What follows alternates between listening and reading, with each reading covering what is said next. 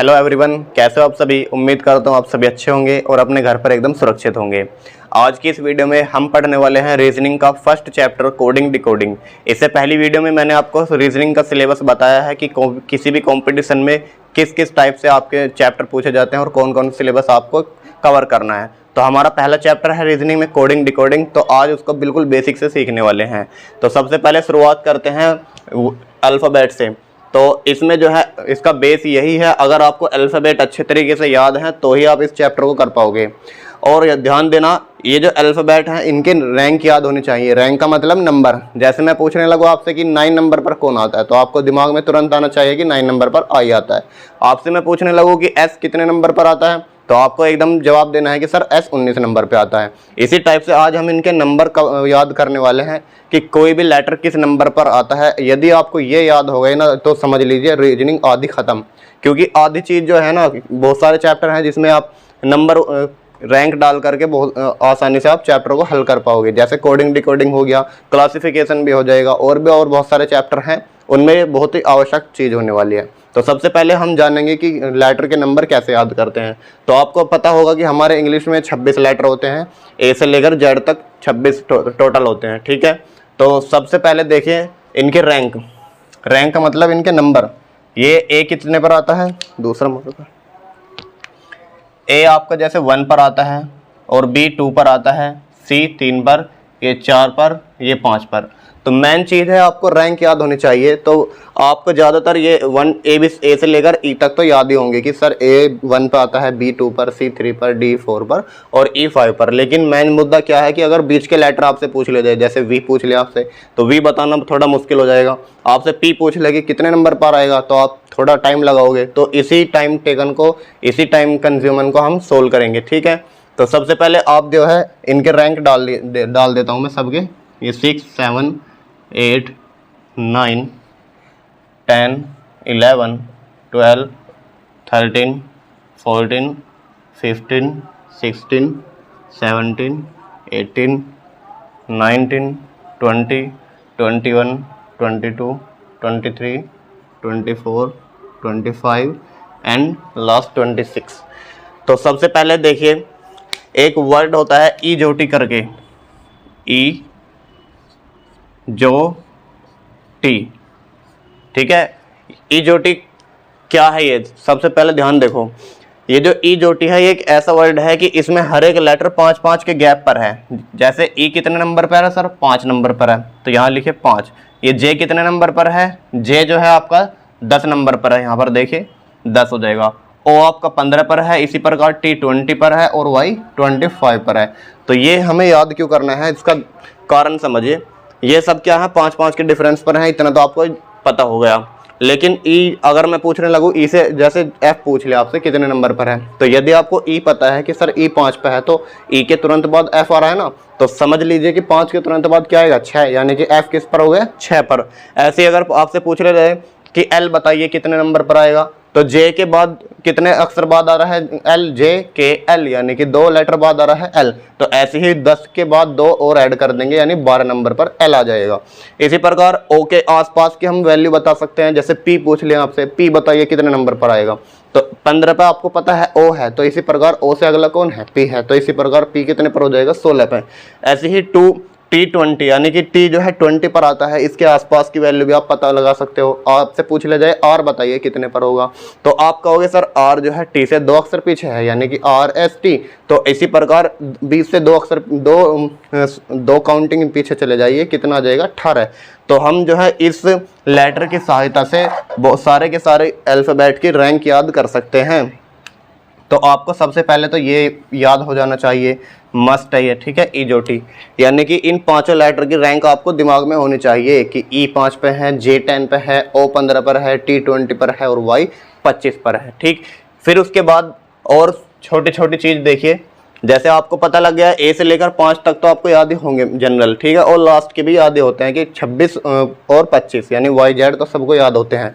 तो मेन चीज़ जो है बीच की याद करने की है। तो कुछ चीज़ें हैं, जैसे सबसे पहले देखिए, अगर मैं आई की बात करता हूँ, आई नो, आपने पढ़ा होगा आई नो, ठीक है। आई नो का मतलब मैं जानता हूँ, आई नो, तो इसका मतलब नो से नहीं है, तो यहाँ से लेंगे हम आई नो। तो आई कितने पर आ रहा है, 9 पर। तो याद हो गया आई कितने पर आएगा, 9 पर आएगा। ठीक है, इसी प्रकार जैसे T20 आपने मैच देखते होंगे, बहुत सारे स्टूडेंट होंगे जो क्रिकेट के फैन होंगे ना, तो T20 वर्ल्ड कप है, तो टी का कितने नंबर पर आएगा, T20 पर आएगा। देख सकते हो आप T20 पर आ रहा है। ठीक है, इसी प्रकार टी के बाद तुरंत कौन आएगा, यू, तो यू कितने पर हो जाएगा, 21 पर। और यू के तुरंत बाद कौन है, वी है, तो वी कितने पर हो जाएगा, 22 पर।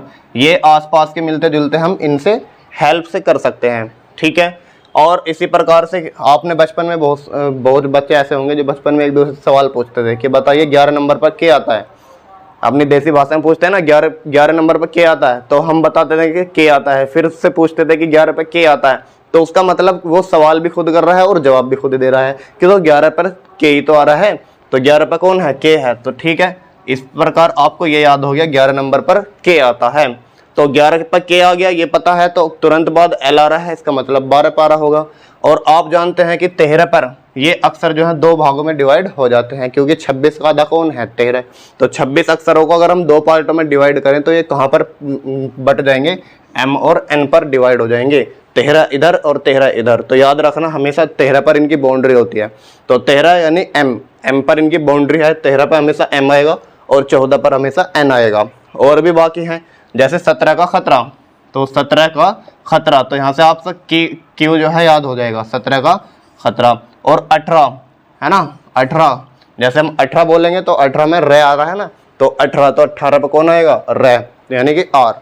इसी प्रकार 19, तो 19 में देखिए से की आवाज आ रही है लास्ट में, 19। ये कुछ याद करने की चीजें, हिंट बता रहा हूँ मैं, जिससे आप याद कर सकते हो आसानी से, वरना ऐसी कोई ट्रिक नहीं है कि हम इनको डायरेक्ट ही याद कर सकें।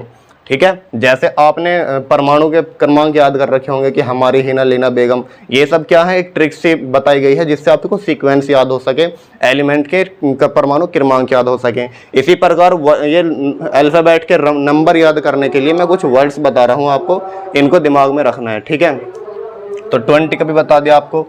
इसी प्रकार आप देख सकते हो G7, देखिए यहाँ पर ये जो है 7 का 7 से लग रहा है आपको, ध्यान से देखें, ये क्या है, 7 है, तो G हमेशा कितने पर आएगा, 7 पर आएगा। और अगर H को मैं ऊपर से भी बंद कर दूं और नीचे से भी बंद कर दूं तो ये किसकी आकृति ले लेगा, 8 की आकृति ले लेगा। ठीक है, तो H कितने पर आएगा, 8 पर आएगा। तो ऐसे ही आप याद कर सकते हो। ठीक है, उम्मीद करता हूँ यहाँ तक समझ में आ गया होगा।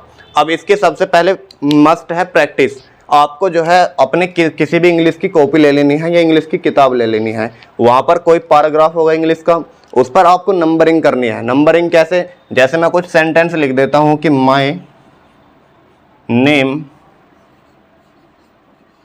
इज फैसल, ये जैसे आपको सामने सेंटेंस है तो आपको नंबरिंग करनी है। नंबरिंग कैसे करोगे कि m कितने नंबर पर आ रहा है सर, 13 पर, तो इसके ऊपर नंबरिंग डाल देनी है 13। y कितने पर आ रहा है सर, आप कहोगे 25 पर आ रहा है, तो आप जो है दिमाग में याद करने हैं। उसके बाद या पहले आप देख देख कर भी आप लिख सकते हो, जैसे जितनी बार आप देख देख कर लिखोगे फिर दिमाग में फिट हो जाएंगे अपने आप ही। तो कम से कम इसकी 5 से 6 बार प्रैक्टिस करनी है नंबरिंग की। कोई भी एक पैराग्राफ ले सकते हो इंग्लिश की किताब का, वो यहाँ से 6-7 लाइन का पैराग्राफ ले लेना, उसके बाद उसके ऊपर नंबरिंग डालनी स्टार्ट कर देना। शुरुआत में भले ही आप देख देख कर नंबरिंग डाल लेना कि मान लो आप भूल गए W कितने नंबर पर आया है तो देख लिया एक बार 23 पर आ रहा है, उसके बाद दोबारा देखने की जरूरत ही नहीं पड़ेगी। क्यों, क्योंकि आपको प्रैक्टिस हो जाएगी। ठीक है, इसी प्रकार आप n को बताइए, यहाँ पर 14 आएगा, यहाँ 1 आएगा, यहाँ 13, यहाँ 5, और इतनी जल्दी फिर स्पीड बनती चली जाएगी आपकी, जैसे मैं लिख रहा हूँ यहाँ पर। ठीक है, तो f कितने पर आएगा, 6 पर, 1 पर, 9 पर, 19 पर, 1 पर और 12 पर। यही जो नंबरिंग है इस चैप्टर का बेस होने वाला है। बिना नंबरिंग के हम कोई भी सवाल हल कर ही नहीं सकते, तो याद होनी चाहिए आपको नंबरिंग। तो स्टार्ट करते हैं अब पहले टाइप से। ठीक है, चलिए अब मैं आपको सवाल की ओर ले चलता हूँ, कैसे कैसे आपसे सवाल पूछे जाएंगे। यहाँ तक नोट कीजिए। पहले देखिए बच्चों, मैंने आपके सामने पहले टाइप का थोड़ा समझाने की कोशिश किया है कि पहले टाइप के सवाल आपसे किस टाइप से पूछे जाएंगे। तो इसमें आपके लगभग 4 से 5 टाइप के सवाल बनेंगे, तो आप पहले टाइप को देखिए। पहले टाइप में आपको कुछ पैटर्न्स याद रखने हैं। पैटर्न्स का मतलब जैसे ऊपर कुछ लेटर्स दे देगा, कोई भी दे सकता है, A B C कुछ भी करके। मान लो 5-6 लेटर दे दिए नीचे और 6 लेटर दूसरा कोड दे दिया कि इस कूट भाषा में यदि इस लेटर को ये लेटर लिखा जा रहा है तो बताइए इस लेटर को इस लेटर में मतलब कैसे लिखा जाएगा। तो आपको सबसे पहले पैटर्न ध्यान रखने हैं। पैटर्न क्या होगा कि पहले से पहले का रिलेशन हो सकता है, फिर दूसरे का दूसरे से, तीसरे का तीसरे से, चौथे का चौथे से, 5 का 5 से और छठे का छठे से। यानी कि इसमें डायरेक्ट या तो प्लस प्लस हो सकते हैं या माइनस माइनस हो सकते हैं। या नंबर 2 में कर देगा कि पहले का दूसरे से रिलेशन, दूसरे का पहले से, फिर तीसरे का तीसरा सेम रहेगा, चौथे का 5 से और 5 का 4 से, फिर 6 सेम रहेगा। ये जितने ज़्यादा आप पैटर्न दिमाग में रखोगे उतनी जल्दी आपको क्वेश्चन पकड़ में आएगा। तो इसलिए मैंने आपको लगभग 6 पैटर्न लिखे हैं, इन्हीं पैटर्न से कवर हो जाएंगे सब। तो आपको ऐसे भी मिल सकता है पैटर्न, ठीक है, पहले का पहले से, पहले का दूसरे से और दूसरे का पहले से, तीसरा 4 से, 4 तीसरे से और चौथा 5, छठा 5 से और 5 का 6 से। आपको ऐसे भी दिख सकता है कि पहले 2 को सेम रखेगा, बीच के 2 को क्रॉस कर देगा या फिर लास्ट के 2 को सेम रख देगा, है ना। फिर इस प्रकार देख सकता है कि पहले 3 को आपस में इंटरचेंज कर दिया और लास्ट के 3 को आपस में इंटरचेंज कर दिया। छठे में ऐसे कर देगा, पहले से लास्ट का, फिर उसके बाद से पहले वाला, फिर बीच का सही का रहेगा, लास्ट का दूसरे से और इसका पहले से। यानी आपको ये केवल 6 पैटर्न याद रखने हैं दिमाग में, फिर उसके बाद हम क्वेश्चन करेंगे।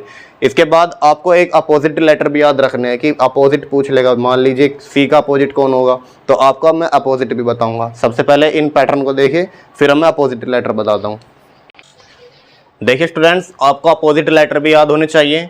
हमारे ABCD में कितने अक्षर होते हैं टोटल? 26। तो हमने 13 के हिस्से में 2 भागों में इन्हें बांट दिया कि पहले 13 1 से M तक और फिर N से Z तक ऊपर, यानी कि अपोजिट। जैसे A का अगर 1 1 पे है तो इसके लास्ट में 1 पे कौन है? 26 पे Z है। यानी अगर पहले सेकंड से 2 B है तो लास्ट सेकंड से कौन है? Y है। इसी प्रकार आपको सारे के सारे ये अपोजिट याद रखने हैं। तो इनकी याद रखने की भी एक ट्रिक है। जैसे A to Z, तो A to Z, इसका मतलब हो गया कि A का विपरीत कौन है? Z है। और अगर हम इसके ट्रिक बताएं तो बॉय, है ना, B4 क्या बन जाएगा? बॉय। तो यानी कि B का विपरीत कौन है? Y है।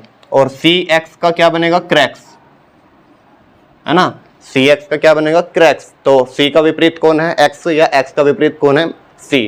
ऐसे ही D और W से कौन बनेगा? ड्यू। आप जानते हो कि माउंटेन ड्यू, ठीक है। तो D और W आपस में क्या है? एक दूसरे के अपोजिट हैं।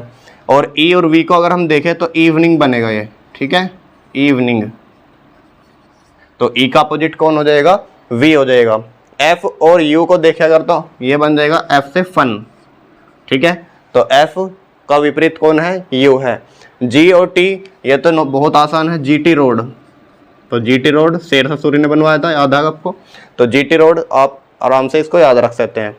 H S, तो H का S से क्या रिलेशन बनेगा? High school. तो आप सबने हाई स्कूल तो करे रखी होगी, तो हाई स्कूल। तो H का कौन है? S। तो I और R का क्या रिलेशन है? इंडियन रूपी, है ना, इंडियन रूपी। तो इंडियन रूपी या इंडियन रेलवे भी बहुत से याद करते हैं, तो आप जो बेटर लगे वो कर सकते हैं। तो I का कौन हो जाएगा? R हो जाएगा। J और Q का क्या बनेगा? जंगल क्वीन, जंगल क्वीन। जंगल का राजा तो सुना होगा, तो हम क्या करेंगे? जंगल की रानी याद रखेंगे। तो जंगल क्वीन हो गया। K और P कैसे बनेंगे आपस में? KP क्या दो या PK? आपने PK तो मूवी देखी होगी ना, तो PK, तो कौन हो जाएगा? PK। यानी P का अपोजिट K और K का अपोजिट P। L और O या तो आप लायन से याद रख सकते हो या लव से याद रख सकते हो। तो हम जो है डायरेक्ट LOV लिख सकते हो इसको, या लायन भी आप इसको याद रख सकते हो, मर्जी आपकी है।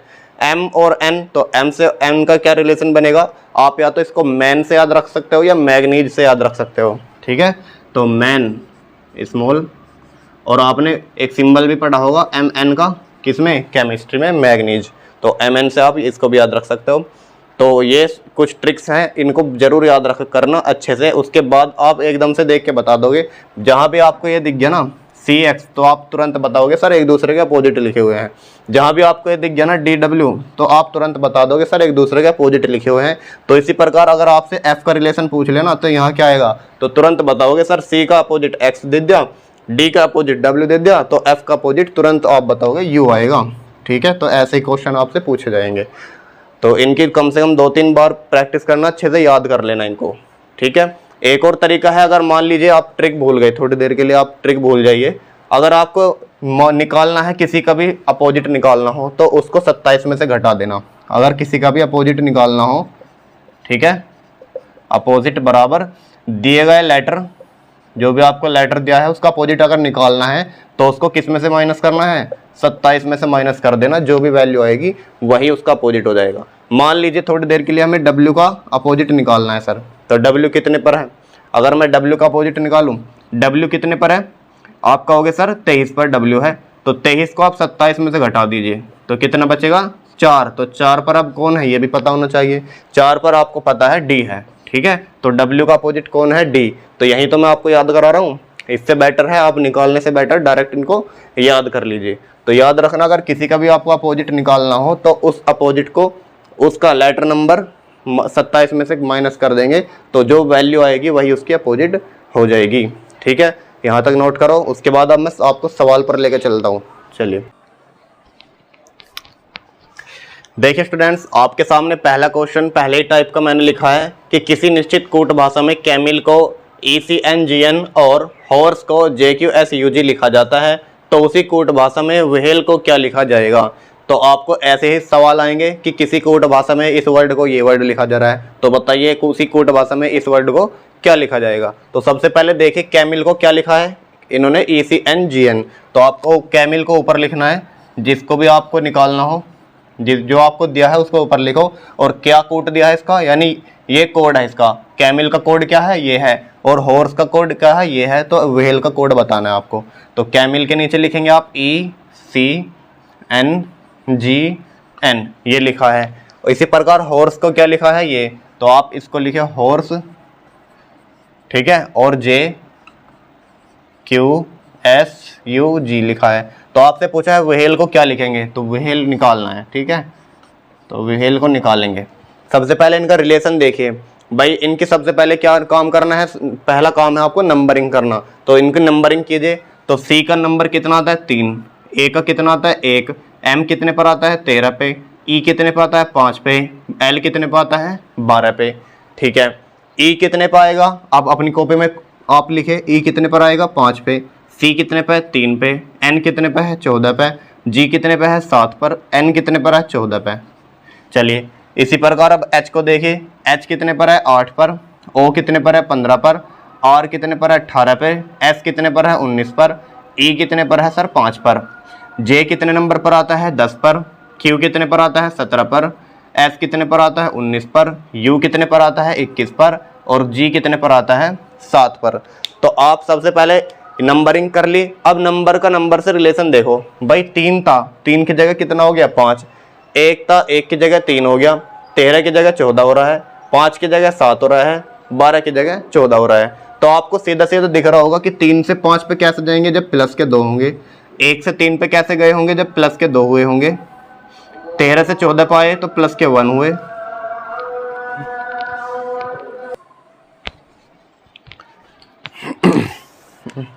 देखिए 5 से कितना 7 हुआ तो कितना हुआ? प्लस के 2 हुआ। और 12 से 14 हुआ यानी कि प्लस के 2 हुआ। तो देखिए आप सबसे पहले क्या हो रहा है? प्लस के 2, प्लस के 2, फिर +1, फिर +2, फिर +2, यानी कि एक पैटर्न बन रहा है। अगर यही पैटर्न इसी पर फॉलो हो जाएगा तो हम ये पैटर्न इस पे भी फॉलो कर देंगे। तो आपको दूसरे पे भी चेक कर लेना है कि दोनों पर सेम पैटर्न लग रहा है या अलग अलग पैटर्न लग रहा है। तो 8 से 10 कैसे हुआ होगा भाई? जब प्लस के 2 हुआ होगा। 15 से 17 कैसे हुआ? जब प्लस के 2 जुड़ेंगे। 18 से 19 हुए यानी कि प्लस के 1 हुआ। 19 से 21 हुआ यानी कि प्लस के 2 हुआ। 5 से 7 हुआ यानी कि प्लस के 2 हुआ। यानी दोनों में एक जैसा पैटर्न लग रहा है, तो तीसरे में भी ऑटोमेटिक सेम पैटर्न लगेगा। तो बताइए W है, W कितने नंबर आता है? 23 पर। यहाँ पर H कितने पर आता है? 8 पर। 1 पर आता है ये L कितने पर आएगा? 12 पे। और ये आएगा 5 पर। तो सबसे पहले +2 करिए, फिर +1, फिर +2, यानी 23 में अगर मैं +2 करूंगा तो कितना बनेगा? 25। अगर 8 में +2 करेंगे तो कितना बनेगा? 10। और 1 में +1 करेंगे तो बनेगा 2। 12 में प्लस के 2 करेंगे तो बनेगा 14।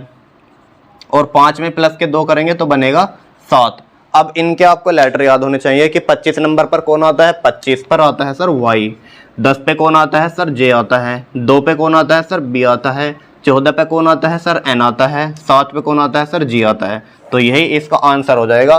तो बताइए कौन से ऑप्शन में है, Y J B N G, Y J B N G. तो सबसे करेक्ट आंसर हो जाएगा ऑप्शन नंबर बी। ठीक है, तो सबसे पहला काम क्या करना है आपको, जो भी आपको दिया है, जैसे कैमिल को ये लिखा है तो इन दोनों को ऊपर नीचे लिखो। पहला वर्ड लिखेंगे ऊपर, दूसरा लिखेंगे नीचे।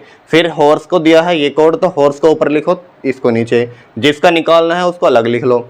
फिर दूसरा काम क्या है, उनका प्लेस वैल्यू लिखनी है या नंबर डाल दो। सी कितने पर है, जैसे 3 पर, तो इसी प्रकार सबकी प्लेस वैल्यू डाल दीजिए।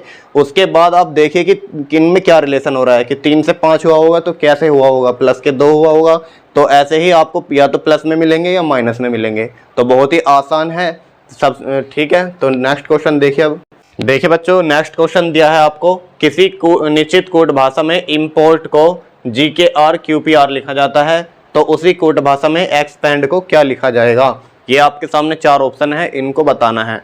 तो आप करने की कोशिश करिए, इतने मैं भी करता हूँ। देखिए, इंपोर्ट को लिखा जा रहा है ये, तो ऊपर लिखे इंपोर्ट, जिसे लिखा जा रहा है नीचे लिखिए। आपसे पूछा है एक्सपेंड का कोड क्या होगा, तो एक्सपेंड का कोड पूछा है। चलिए कोई दिक्कत नहीं है। सबसे पहला काम क्या है आपको पता ही है, नंबरिंग डालिए इसकी। आई कितने पर, 9 पर, एम 13 पर, पी 16 पर, ओ 15 पर, आर 18 पर और टी 20 पर। जी 7 11 18 17 16 18। अब देखें इनका रिलेशन, देखें 9 से 7 हुआ, कैसे हुआ होगा, 13 से 11 हुआ, तो आपको सीधा सीधा दिख रहा है कि -2 हुआ है सर। 9 से 7 कैसे हुआ, -2। 13 से 11 हुआ, -2 हुआ। 16 से 18 हो गया, अब की बार +2 हुआ है। 15 से 17 पे हुआ, यानी कि +2 हुआ है। 18 से 16 पे, यानी कि -2, और 20 से 18 पे, यानी -2। तो आपको पैटर्न समझ में आ गया, क्या है पैटर्न, कि -2 -2 +2 +2 फिर -2 फिर -2। तो सेम पैटर्न इस पे लगा दीजिए। तो सबसे पहले इसकी नंबरिंग डालिए। E 5 पर है, X 24 पर है, P 16 पर है, A 1 पर है, N 14 पर है और D 4 पर है। तो -2 -2 +2 +2 -2 -2।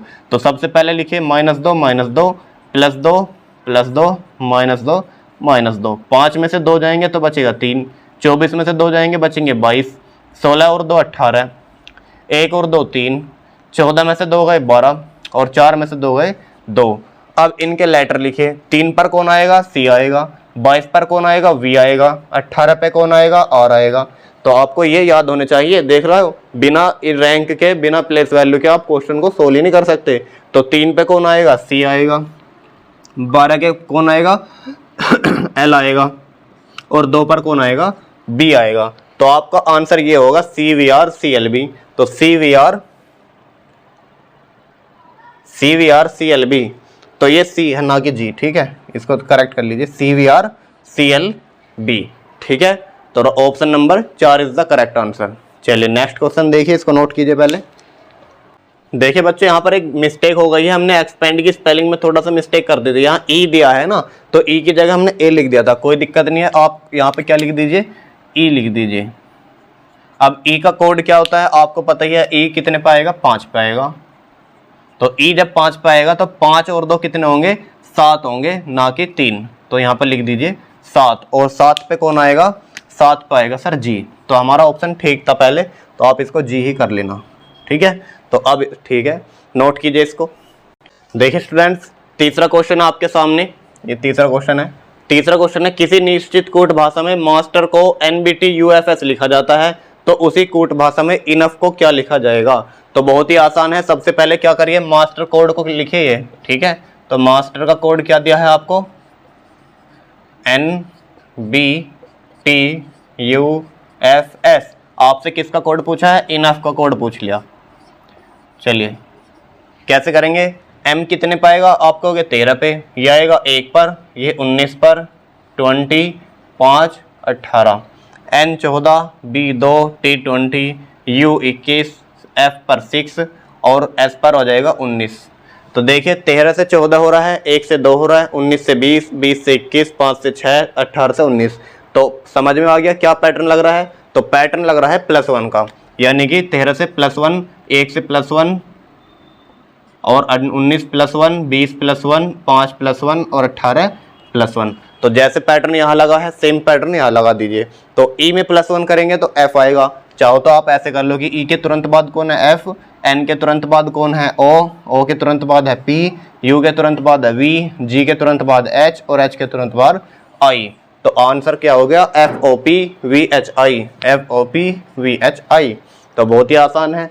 आपको अगर डायरेक्ट भी याद है बिना कोड के कि ई से 2 पर अगला एक क्या होगा एफ होगा, ऐसे भी याद कर लो कि ई जरूरी नहीं 5 लिखो फिर 1 लिखेंगे फिर इसमें ऐड करेंगे 6 आएगा, ऐसे टाइम हो सकता है वेस्ट आपका। तो ई आपको पता है ई के तुरंत बाद एफ, ठीक है। इसी प्रकार एन के तुरंत बाद ओ, तो ऐसे भी हम कर सकते हैं। या एक और तरीका है, आप पूरा कोड ना निकाल करके केवल यहाँ देख लीजिए ई पर 1 करेंगे ऐड, अगर हम इसमें 1 करेंगे तो एफ आएगा, यानी कि ऐसा आंसर आएगा हमारा जो एफ से स्टार्ट होगा। तो ऑप्शन केवल एक ही है इसमें जो एफ से स्टार्ट हो रहा है। तो हम इतना ये कोड भी ना लिख करके हम ऐसे ही बता सकते थे कि हमारा आंसर कौन होगा, पहला होगा, क्योंकि एफ से केवल एक ही ऑप्शन स्टार्ट है, ठीक है। तो हम ज़्यादा से ज़्यादा अपनी टाइम को बचाएंगे। अब जितने सवाल आगे चलते रहेंगे हम ऐसे ही टाइम को कम करते चले जाएंगे। तो प्रैक्टिस मस्ट होनी चाहिए, आपकी प्रैक्टिस बहुत अच्छे से कर लेनी है। आज की क्लास में हम इतने ही सवाल करेंगे, बाकी इसको हम कल स्टार्ट करेंगे। जो नए टाइप बचे हैं इसके टाइप सेकंड टाइप थर्ड है ना, तो उसमें कवर कर लेंगे। वीडियो अच्छी लगी हो तो वीडियो को लाइक कर देना, और अगर चैनल पर नए हो तो चैनल को सब्सक्राइब करके बेल आइकन को प्रेस कर लेना, ठीक है। मिलते हैं नेक्स्ट वीडियो में, तब तक के लिए जय हिंद।